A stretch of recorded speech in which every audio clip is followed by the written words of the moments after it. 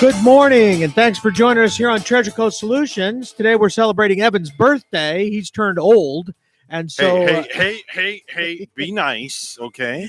This is the first time I've ever interacted with you on your show. Well, thank goodness. No, well, now that you're old, you just forget what's going on, you know? Exactly. But you subject yourself to a lot of criticism here. You know, and I'm being an antagonist this morning. That's all right. You can antagonize me all you want. But 61 is a great age. I mean, it is a fantastic age. It's young enough that your wife hasn't dumped you yet. No. And she's not cleaning up drool and everything like that. And well, she's 15 years younger than me. Right. So that's what I'm saying. She hasn't changed my diapers yet. And then that's over. So yeah. But anyway, and then the other thing is that it's kind of cool because you're still sane and or partly sane. Well, that's what she said. and we don't know how much longer that's going to last for you. You know, no idea. You drift off. I listen to the morning show and you just, you go out into la la land sometimes. So I'm never sure about you. Well, I never know where I'm going with this show. That's the whole thing. It's just off the cuff like you. Fun, that's right. That's the fun thing about life. When you get off the tracks, this is the way to go. You know, see, Monday, your show is serious on Monday because, you give people advice. And then Wednesday, you just go off on like sometimes your crazy tangents, which are like, I just have to go sit in the other room at times. I know. That's the way it goes, right? So, and it is St. Patty's Day. Yeah. I mean, that's not now, do you have any Irish in you at all? No, and I have not a lick of Irish in me. I'm Puerto Rican and Jewish. Really? Yeah. I'm Juan Epstein. I am. That's true. Yeah, but you can still, you can still now wait a minute, you're wearing orange today. My underwear's green. Well, see, that's mine too. How did you know? That's the only thing I own. Same here. That's pretty cool. See, we're closet Irishmen. That's the thing. We're closet Irishmen. But I can drink like an Irishman. So if you want to meet me after work tonight, well, I don't drink, but that's okay. Well, that's true. Well, I'll get you a Coke, 7-Up. You can have I'll drink a soda. Yeah. But congratulations, and I will tell you you were mentioning, we were talking a little bit before we got on to this morning about how good you feel, and I think that's true. I mean, 61 is the new 45. I think. It is. It's a lot of times, which just made your wife feel real old. I know. But anyway, but it is. It's kind of, I feel the same way. It's just if you kind of your health feels good, and all of that. I even kind of delayed getting the shot because I really just didn't feel like I was that much at risk. I didn't feel like I was, old enough that I needed to get the shot. So I have a question for you. Sure. Do you have a subscription to ARP magazine? No, I refuse to take it. I refuse to get the subscription. I can't bring myself to doing it. No. I told her, no, I didn't sign up for it. There was a number of reasons. The first of which is that I'm not old enough to read ARP magazine. That doesn't apply to me. I thought you were older than me. Yeah, I am, but it doesn't apply to me. I chose to say it doesn't apply to me. All right. I will though take the senior discount at the movie theater. So when I go there, I'll take Fandango loves me. But, I'll take the discount. I'm going to do that. Right? I have no problem taking the 55 plus discount. Right. Yeah, me neither. So I do all of that, but and then just politically, I have a problem with ARP lately. I just, but I can't find something better. I don't know what I'm going to do, but maybe you should start a magazine called Breck Bill. I know it's just old parts. We'll have. There's a shirt that we can have. We can have a club. There's a shirt down at Earth Tones that we can get. So I would, we can just all wear matching shirts. We'll be good. We'll start our own club. But listen, I'm not gonna until the day I look down at your feet because you don't have Velcro shoes on. The day they're slip-ons though. That's all right. That's okay. That's fine. Those are okay. But the day that I have to wear Velcro shoes is the day that police put me in a wheelchair. Yeah, right. I am not going in public with Velcro shoes on. It's not gonna happen. Yeah, well, you're getting real close to the diaper though. So not yet. Trust me, you're going to find those 3-hour shows in the morning are going to be much longer than you can ever imagine. And it won't be long. They'll be tying you up in that thing, and you'll be making it the full 3 hours. But just wait. Better keep a box here on hand. Yeah, you better change them. Maybe you could be it could be a sponsor for the show. You should start thinking ahead, Evan. You need sponsorships. You should have a sponsorship for that. The morning show is sponsored by Depends. Insure, it Depends. AARP. You can have all those sponsors. You're now at that age where you attract that audience. So I think you should do that. It would be so much fun. And it would be good for you. I've known you just a little over a year. This is the first time I've interacted with you. See, you're regretting that, aren't you? You're regretting you did that. Know what I'm missing out on. I'm telling you, it's most people regret that they ever interacted with me as well. So it's pretty much common. I'll probably shoot myself in the head when I leave. Yeah, I do that sometimes. I think about doing that sometimes. But anyway, all right. Yeah. So but anyway, congratulations. Thank you. I appreciate it. You're welcome, and text me so I make sure you're still live tomorrow morning. So I will do that. At least before Monday. So I will make do sure that. Listen, I'm going out for dinner this Sunday with my family. Oh, you are? Okay. Yeah, I actually, believe it or not, I have an RFID device that reads credit cards, and I have your number in your wallet. Okay, good. So I'm paying the tab on Sunday on your bill. Well, what you don't realize is that my credit cards are all maxed out. So you can try to do whatever you want to do, but those cards don't work. That's why I'm not worried about somebody stealing my identity. Nobody wants it. I mean, you would not want my identity. But I'll give you a little tip then. All right. You need to go to a really, really high quality restaurant. We are actually, believe it or not. We're going to a place called Texas de Brazil in Palm Beach Gardens. Now that's pretty good. Yeah. But you got to look for the soft food. Because remember, soft food at your age, you're not going to make it anymore. You know, those teeth don't work as well as they did at 60 or even 59. So, okay. All right. So just make sure you go someplace that's got a lot of mashed potatoes. Well, they have mashed potatoes. They have filet mignon. And that's the most tenderest cut of beef. Yeah, you better go that route. But isn't that kind of an all-you-can-eat type place? I mean, it is. I mean, if my teeth are really tender, I could just eat chopsteak. Yeah, you're gonna have to do something like that. I think you stick to hamburger and maybe some tender filet because I'll just have them puree it in a blender for me. That would put a straw in it. Put a straw in it. Get your Depends and you'll be ready to go. All right. On to the show. Yeah. All right. See you, Evan. Right. Congratulations. Happy birthday. Thanks, buddy. I appreciate it. No problem. All right. So for those of you that have joined the show and are still here, which is probably very few at this point, thanks for joining us. This is Treasure Coast Solutions. And what we try to do on Wednesday mornings from 9 to about 10 o'clock is talk about things that maybe have an impact on you and some of the things that may affect you in your daily lives, some of the things that you may need to think about. And, right now for the last couple weeks or so, I've been talking a little bit about, the national economy and some of the things that are going on there. And in particular, some of the concerns that I personally have relative to inflation and some of the effects that will have on the economy. And of course, we've been keeping a close eye on what's happening with the stimulus programs and some of the things that are going there and the debt that's being created, which, to tell you the truth, it's somewhat hypocritical for both sides, especially for the Republicans to claim that, now they've got a problem with debt. I may have a problem with the way that debt is being spent personally, and I think that some of the Republicans have a problem with that. But at this point, we've chucked a bunch of money into the system, and lately the numbers have been bigger and bigger. So that's a concern. And what I was saying last week, and what I was talking about is that one of my concerns with debt and where we're at debt wise is the assumption is that the government can continue to borrow as much money as they want, and it won't impact the private sector. That the public sector and the private sector are two separate things as it relates to raising money and debt, and they are two different pricing systems. There's no question about that, or at least they have been in the past. That's not necessarily going to be true in the future, but there are two different pricing systems. The private sector interest costs are almost always going to be higher than the government's interest costs, because their interest rates, their risk, supposedly the risk of loaning money to a private enterprise is greater than the risk of loaning money to the U.S. government. And so since that risk is different, it typically affects interest rates, so that interest rates in the private sector are higher.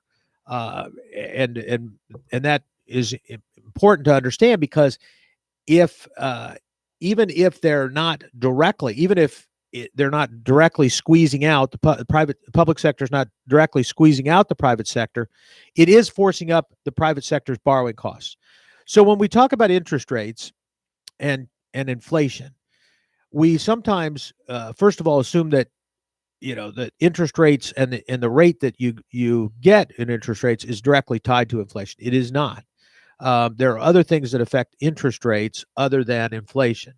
So inflation does potentially have an impact on interest rates, but it definitely interest rates are affected by more than just inflation.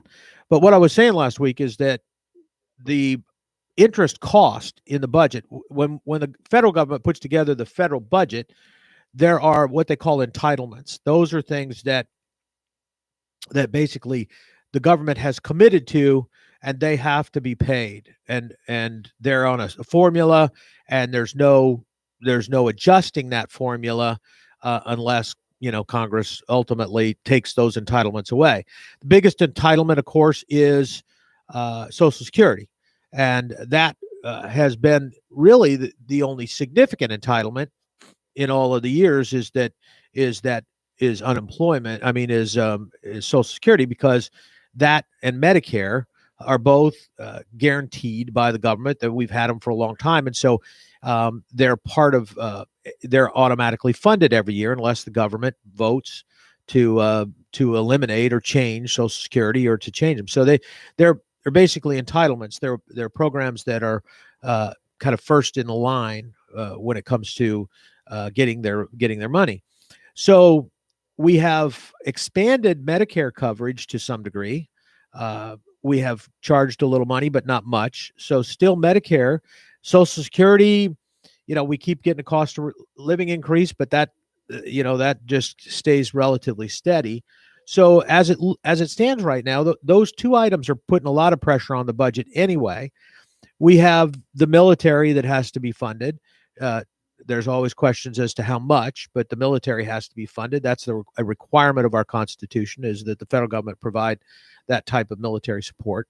And then now we have these other items that are moving from private sector to public sector, and are moving from kind of starting to be looking more like, instead of being budget items that would be voted on every year, become entitlements that the Congress will have to vote to get rid of if they want to get rid of them, that they don't have to vote to provide the benefit, they have to vote to get rid of the benefit. And that's becoming more and more like they're like health insurance. The Affordable Care Act is back in play again. That is going to be a situation that's going to drive up the budget numbers because of the subsidies there. And of course, the costs there are going to be high. So one of the modifications that they're talking about is modifying who's eligible to get the credits. They're talking about raising the income levels for credits, which means that the cost will be greater to the federal government instead of the private sector, the private individual. So all of that is going to put pressure. Now they're talking about forgiving student debt. They're talking about forgiving or waiving for some period of time rent payments for people. They're forgiving mortgage payments. All of those things are adding to the budget deficit. And some of those, as inflation goes up, they'll go up. Naturally, medical costs will go up if inflation goes up. We've already seen a number of supply costs in a number of areas going up as a result of inflation.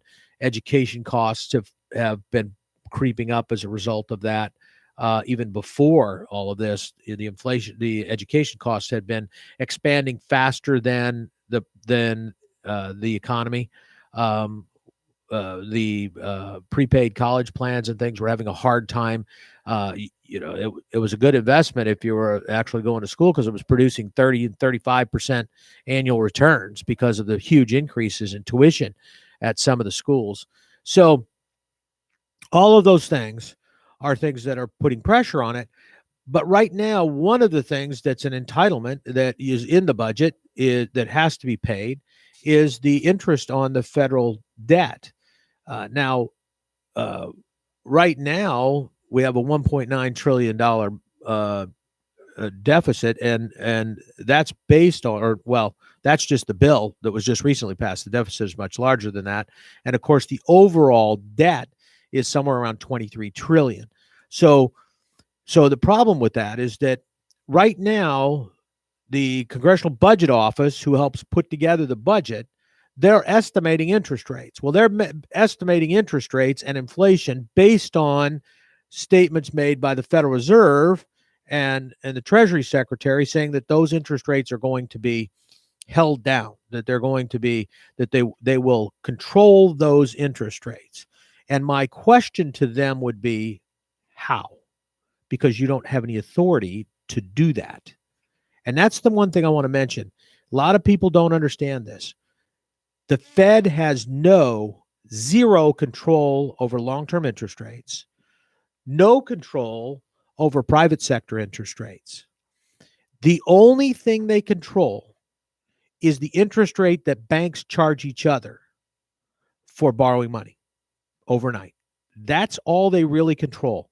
The two things that the two tools that the Fed has that allows them to control interest rates are one, what's called the discount rate. That is the rate at which the Federal Reserve will loan money to banks overnight. All right. That rate is an emergency rate, supposedly. It's not a rate that typically you just, that any bank can call the Fed and go to the discount window and say, I want to borrow money. You can't do that. You have to be in a situation where you have some sort of unexpected shortfall or whatever. And so the Fed then loans you the money. And that interest rate, that discount rate, is typically the rate that the Fed funds rate, which is the rate that banks lend to each other. So you've got the discount rate, which is the rate that the Fed loans to banks. And then you got the Fed funds rate, which is the rate that banks loan to each other. And so those are the base interest rates, and that's all the Fed can control on that side of the equation, and even then it's only a byproduct. But if Fed funds rate got too high, in other words, the rate that banks are loaning to each other starts going up, which then is going to force other interest rates up because that's a base interest cost of theirs. So that's going to force up their deposit rates because they're going to have to raise more money so they don't have to borrow from other banks as much. And so it has a trickle up effect on some of the very short-term rates, like 30-day CD rates, commercial paper rates, those kind of, the very short-term interest rates. It has an effect on those. And to the extent that it can affect those, then it may also have an effect on,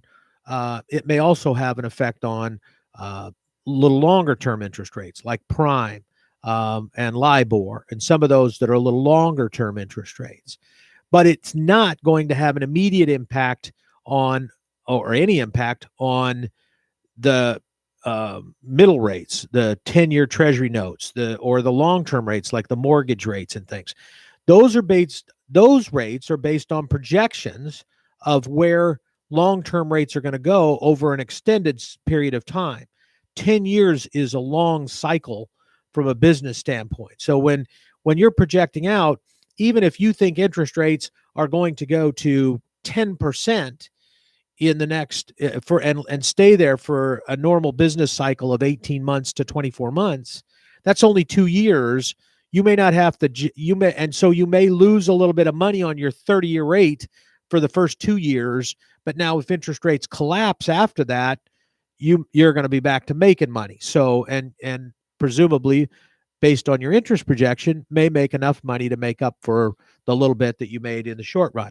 You can also make a lot of money in the short run, and then you have a period of time where you're going to lose it. You're going to lose some money, and that would affect what interest rate you want for a 30-year bond, what interest rate you want for a 10-year bond, what interest rate you want for a 30-year mortgage. It's all based on that. But it's, like I say, it's an ancillary rate. It's a derived rate is, I guess, a better term, but it's not a direct division or whatever. It's not a direct result. And here's what I'm getting at. So the Fed, from that standpoint, they control only that one short-term rate which is the rate that they lend money to banks, which is supposed to be done on an infrequent basis. Okay, so that is a rate that technically is pretty mild. Now, the other way that banks or that the Fed can impact interest rates is it can change the amount of reserves that a bank has to maintain with the Fed. So here's the thing. Banks don't keep all your cash in their bank. They're turning around and investing it. Typically, they're investing it in loans, maybe securities, investment securities, U.S. Treasuries, or things like that, repurchase agreements. They're taking that money and they're investing it based on how long they anticipate having that money. So if they have CDs and other types of deposit accounts that are long-term like that, let's say a 90-day CD, a 1-year CD, or some other form of funding like that, they know they've got that money for that length of time, and they can utilize it.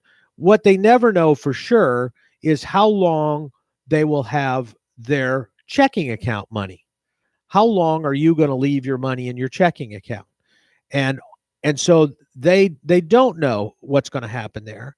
And so if, typically some places have a lot of money in their checking account. A lot of businesses run a lot of money through their checking account. And with float, there's a lot of money there.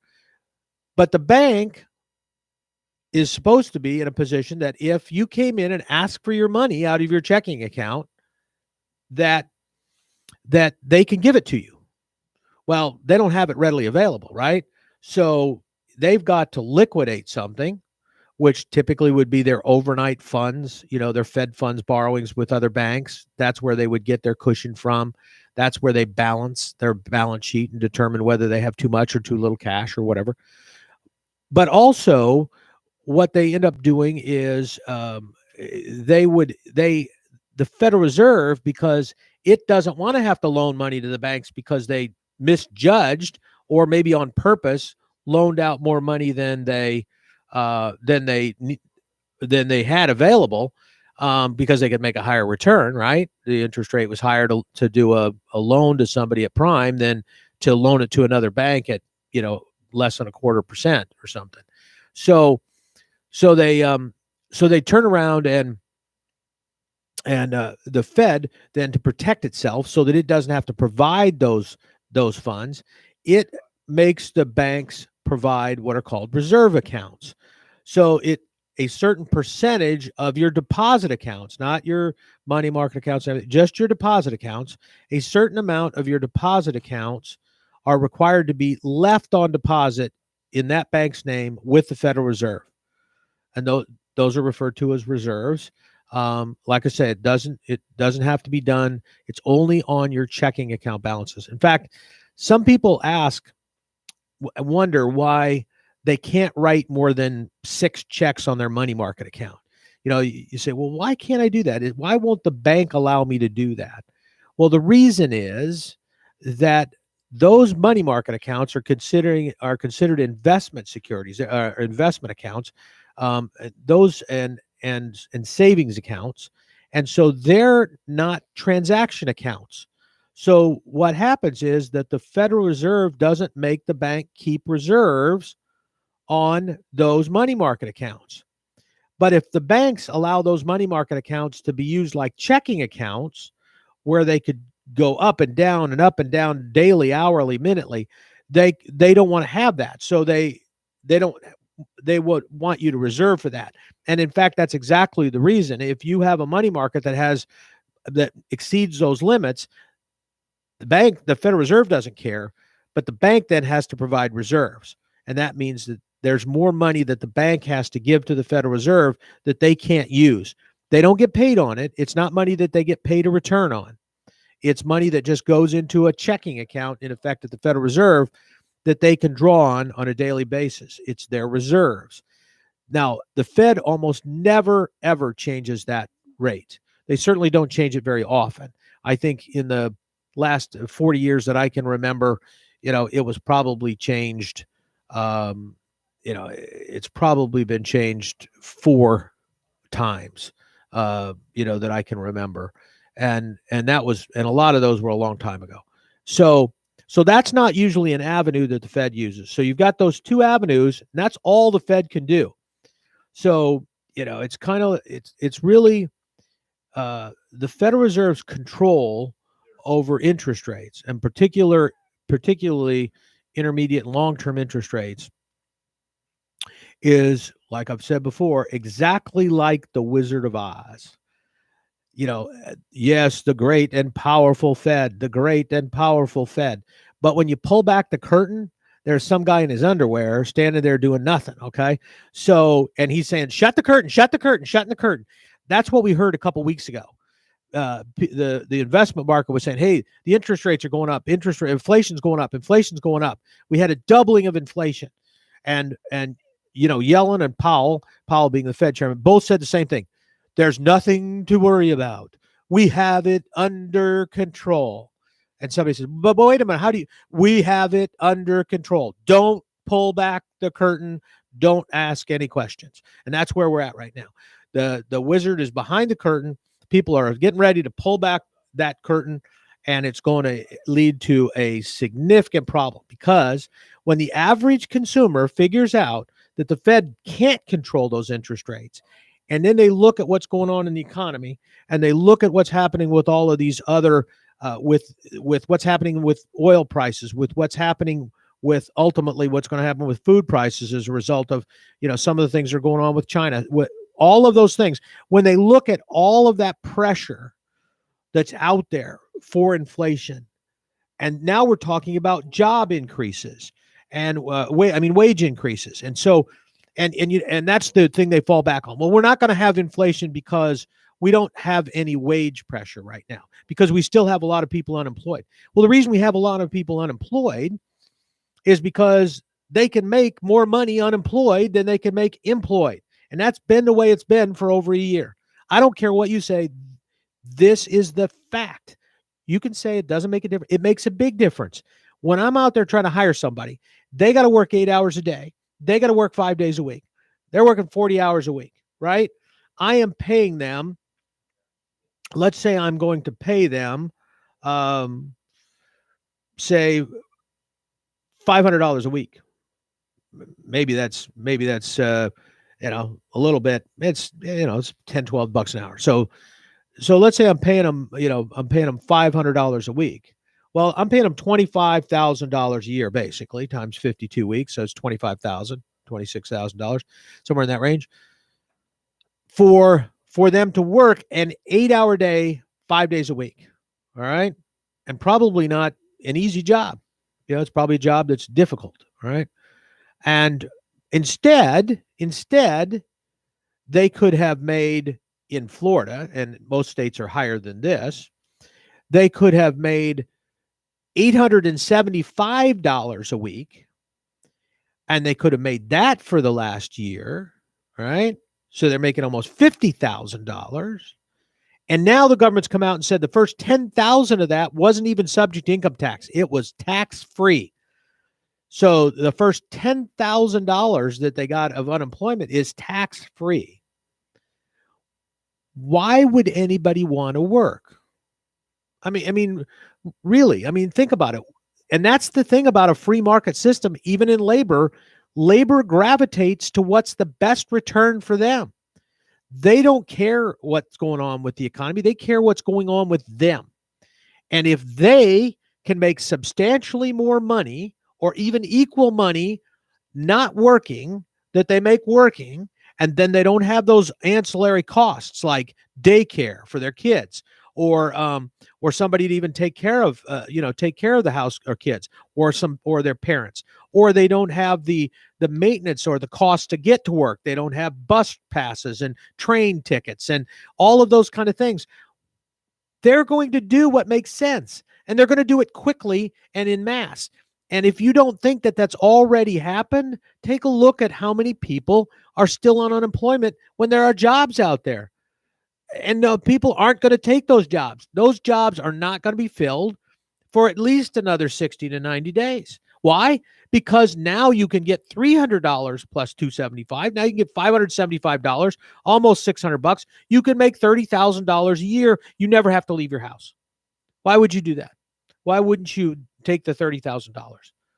And, frankly, you don't even have to be looking for jobs because COVID is out there and you're not allowed to go get those jobs. You have a job that's a non-essential job, so you can't go out and get one, right? So that's what's happening on the labor side. So there's a huge, huge pressure. So for the economy to come back on track, it has to get to the point that there's either somebody paying substantially more for you to come out and work, or the government has to substantially cut those benefits. And in reality, what has to happen is both of those things. There has to be a reduction in the unemployment benefits, get rid of the supplemental Fed stuff because we can't afford it, and it's keeping people from working. And then the private sector is going to be forced to go out and pay more because there's going to be a tremendous amount of demand, just like there is right now, a tremendous amount of demand and no supply. There's nobody that wants to work. As people start coming out, businesses are going to be out there trying to get back the skilled employees, the people with the best, and they're going to probably have to pay extra for that. I mean, they did during the COVID. I was involved in all these PPP loans for payroll protection, and almost all of the only way to get that money forgiven and not have it be a loan was to pay it out as salaries. You didn't have a bunch of other stuff. Most small businesses didn't have a lot of other things that they could use it for, and they exempted using it for the owner's accounts. So the fact was that most small businesses spent that money on payroll. Now, that was the idea. It was you were the business was the unemployment office. They were just funneling money through from the federal government directly through to the employee. But you had to spend 10 weeks of that money in an 8-week period of time originally. So to make sure that you did that, what you had to do was spend more than the normal pay. So many, many small business employers paid combat pay. They basically paid, they had different names for it. COVID pay, combat pay, incentive payroll, whatever you want to call it. But people got more money than they normally made many times to stay home. So their productivity was not what it was pre-COVID because they were either not working as many shifts and more people, there were more people employed than necessary just to keep that money flowing. As soon as that money ran out and those wages dropped, even though the business was still somewhat open or partially open, when those payments stopped, many people quit or got laid off, and so and this is kind of interesting. Even people who own businesses, they made exceptions under normal unemployment. You don't, as an officer of a company or an owner of a company, I don't pay unemployment insurance on myself because I can't draw on it. I can't fire myself from my job and say, okay, I'm going to go collect unemployment because I fired myself. You can't do that. Normally, you are not allowed to do that. They allowed businesses to do that. So you had actually small business owners, some of which fired themselves and went on unemployment. Now, many of them hoping that they'll get to 65 or to some other retirement. Maybe they were close and they figure, okay, if I can be unemployed for 2 years, pull down unemployment. And again, they're not making you go look for those. They're not making you look for jobs yet. There are some requirement, but you don't. All you have to do is basically say you were available. But the fact that if you're looking for a business go to work in a certain area, and that area is still restricted, then you're still getting paid. And that's why, frankly, some of the places like New York, Los Angeles, and some of those locations, Chicago, and some are having more trouble because of the fact that there's fewer jobs that are actually allowed to be done yet, especially at the service industry standpoint, which the waiters, waitresses, and all of the other people that are in the service industry, hairstylists, gyms, and all of those kind of things are still under restrictions. So if you're in that industry, it's very hard to find a job. It's not hard at all to be to be laid off and not be able to find a job. So that's all happening. So all of this pressure is out there. The Fed can't control it. There's all of this pressure out there. And then what's going to happen is that inflation is going to force up interest rates because the government's going to have to borrow more money. The government's going to be out there borrowing money. The small business community is going to be out there borrowing money partially to try to entice people back to pay the higher salaries because they're not making the money to pay those salaries. So they're going to be funding deficits. They're going to be funding operating deficiencies. Now, where they're going to get the money, because the banks aren't loaning money for that, I don't know. But that's going to be very, very difficult to get that out of here. And then the other thing that's going on is very hard in today's environment to figure out if a business is making money or not. So businesses that would normally change hands, that would get sold right now, it's hard to put a price on them. So a lot of those transactions are being delayed because you can't figure out what's going on, or the sale is occurring at a lower rate than it should because of the fact that you can't borrow that kind of money, or you can't determine what the earnings are, so you're being conservative, and it's being conservative, or they're being done as owner financing, and then the seller, if the business doesn't survive, maybe it was a really good business, but the new owner doesn't really know how to run it and runs it into the ground, they're not going to pay that debt off. That owner that took back financing is not going to get that money paid back. So in effect, they're going to have sold that business at a lower price. That was money they probably anticipated having in retirement.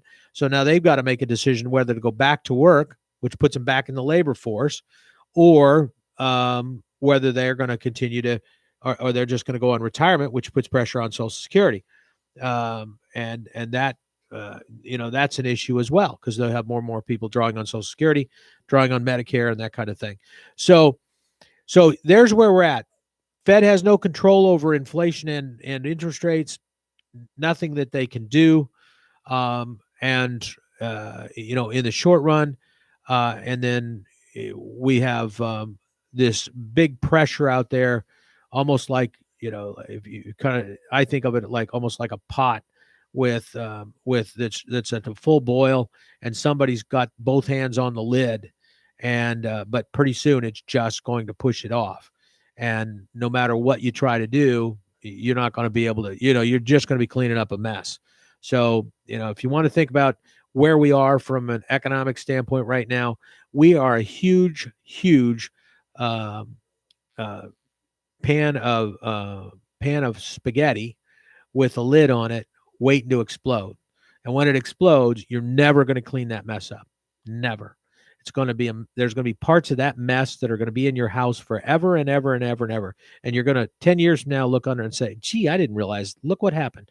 There's still spaghetti sauce under this table." So that's what we're talking about. That's what's going to happen to this economy. Is it's just going to blow. The question is, how long is it going to take to clean up the majority of the mess? And I think this is going to be one, like I said, that's going to splatter all over the place. And I think it's going to be hard to clean it up. And I think it's going to take a long, long time.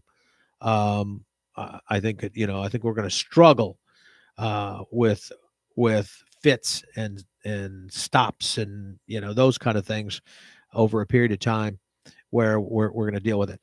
All right. So, that's kind of where we're at. I want to mention one other thing about interest rates before I leave interest rates, and we talk a little bit about, what other pressures there are out there. Is that when, inflation is inflation. We know what we're talking about there. That's when, when prices and goods and services are going up. And then largely when inflation becomes a problem for the economy are, frankly, when wages start going up. When wages start going up, and then it puts upward pressure because at that point, then there's more money that goes to the employees, more money to spend. There's more spending. Prices go up because those have to go up, and it's kind of a vicious circle. It feeds itself, and kind of goes up and up and up. So, if people don't have the money, let's face it, if people don't have the money to buy gas, if they don't have money to buy food, various kinds of food, they cut back. They either don't eat as much, they don't go out, they don't do whatever. They go to the food banks and they try to get some of their food from the food banks. But that's how they reduce costs. But if you have the money, you're not going to do that. If you have the money, if you've got you're making a salary, you got a pay increase, you're not going to still, go to the food bank and spend your time there because, you're working, you got money coming in, you don't need to do that. So that's the kind of thing. So it's wage inflation that really most people worry about. And that's why the Fed says, oh, there's no pressure on jobs right now.